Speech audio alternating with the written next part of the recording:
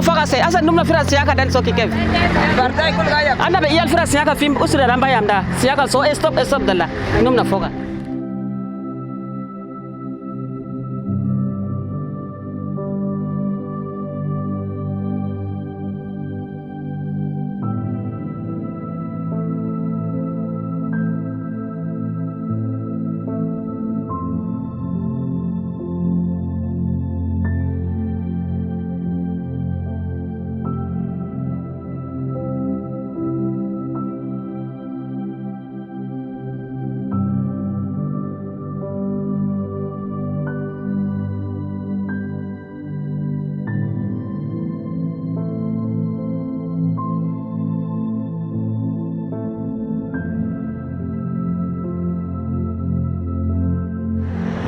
Vous avez à votre charge 8 enfants.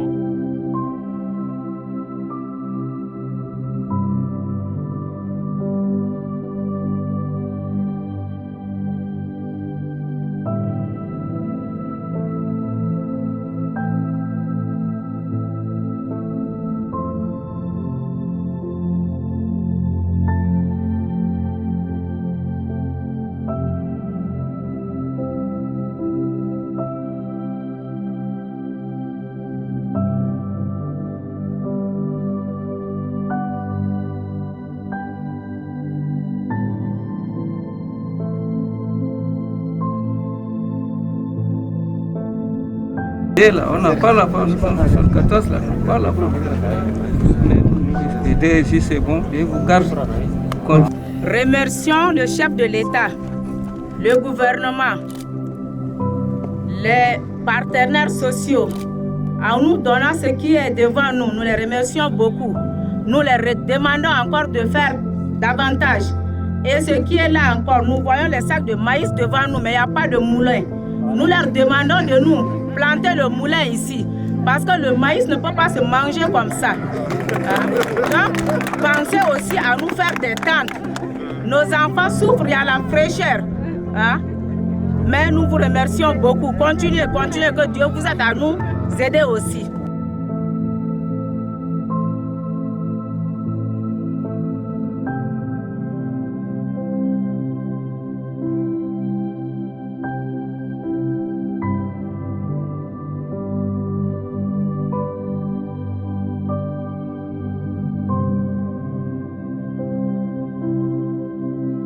Actuellement, on est sur le site, le 4e site de Koundoul, parce que les 2 premiers sites de Waléa sont saturés.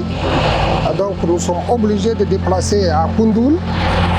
Dieu merci, nous avons trouvé le centre d'accueil avec la contribution des autorités locales et ceux de l'urbanisme.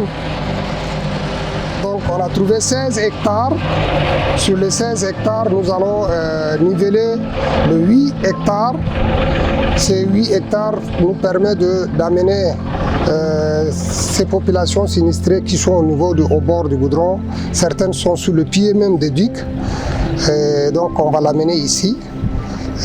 Cinquièmement, nous assurons aussi la sensibilisation de la population pour récupérer et mettre à la disposition des autorités du pays, en même temps les urbanistes, tout ça, les différentes ONG.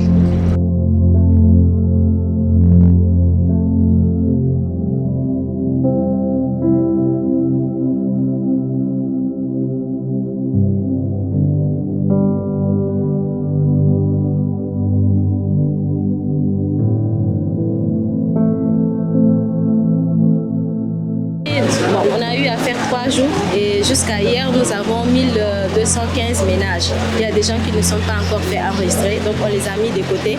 Le temps on nous a déjà fait savoir que le site de Koundoul est déjà disponible à les accueillir, donc on attend à les envoyer là-bas. Nous avons eu d'énormes difficultés parce qu'on part au niveau du site et nous n'avons pas des agents de sécurité avec nous. Donc hier, on a eu à rencontrer ce genre de difficultés parce que un de nos agents a failli perdre la vie. Parce qu'une personne handicapée a eu le cogner sur la tête, donc il s'est évanoui. Donc on a été obligé aussi d'arrêter l'enregistrement pour essayer de régler ce problème avant de démarrer ce matin.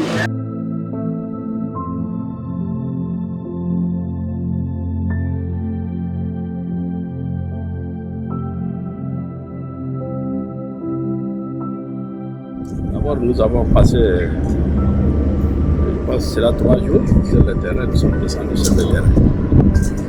Après un attroupement inhabituel. Qu'est-ce qui se passe là-bas? Nous sommes venus certainement. Il y a des personnes inondées à la recherche d'un endroit exondé. Ils ont mis leur effet sur le goudron. Et on a vu, moi je suis descendu personnellement sur le terrain. Je l'ai ordonné, tous les responsables de la sécurité, qui est le directeur de la sécurité publique avec ses collaborateurs. J'ai ordonné d'aider celui qui veut aller dans une zone où il y a des parents, où il y a des maisons, où il y a des zones exondées, aider et transporter. Nous avons mis 50 véhicules de la sécurité à leur disposition. Et aujourd'hui, nous sommes descendus sur le terrain. D'abord, la situation encore, ça a dégénéré. Et pourquoi? Nous sommes venus d'abord assurer la sécurité de la population et en même temps aider et transporter là où ils veulent aller.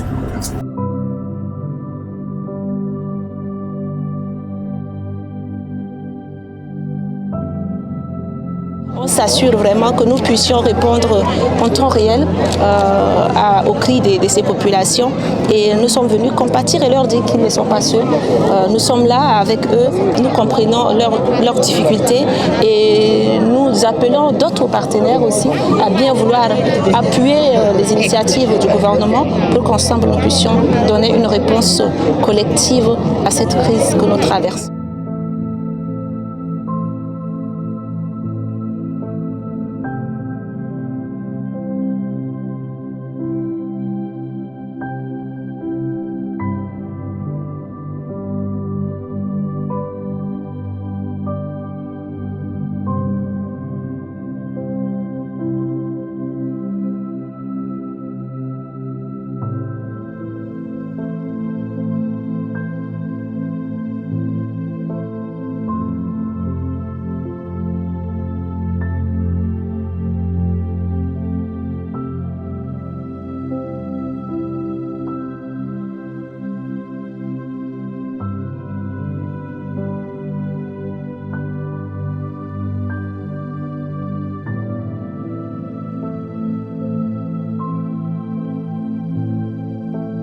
C'est vrai que ce sont des visites qui ne sont pas très longues, mais le fait d'être venu constater physiquement comment ça se passe, de parler même très rapidement avec les sinistrés, donne une idée beaucoup plus grande sur le désastre qui est tombé sur nous.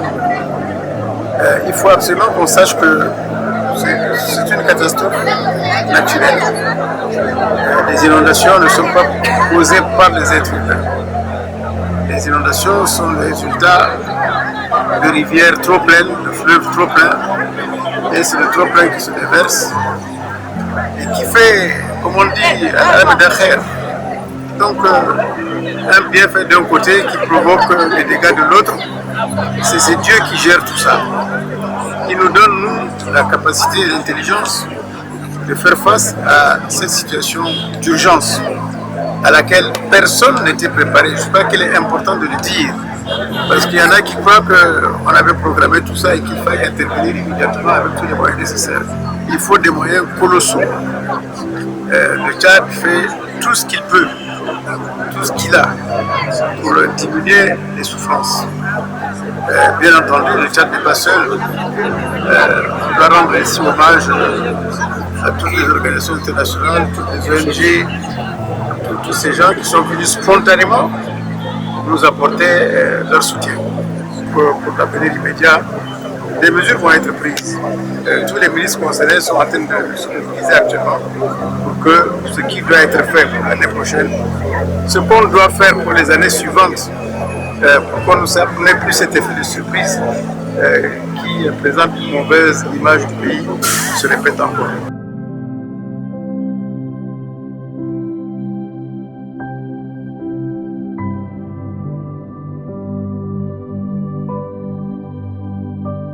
Les 23 provinces qui comptent notre pays, 18 sont dans la même situation. Et l'État fait de son mieux. Je voudrais faire un appel pressant à tous les partenaires techniques et aux pays amis pour venir soutenir les efforts du gouvernement. Et je voudrais en même temps remercier les ONG, les partenaires qui ont, de manière spontanée, ont fait des gestes. Et je voudrais aussi appeler mes chers compatriotes qui ont le moyen, les commerçants, les businessmen.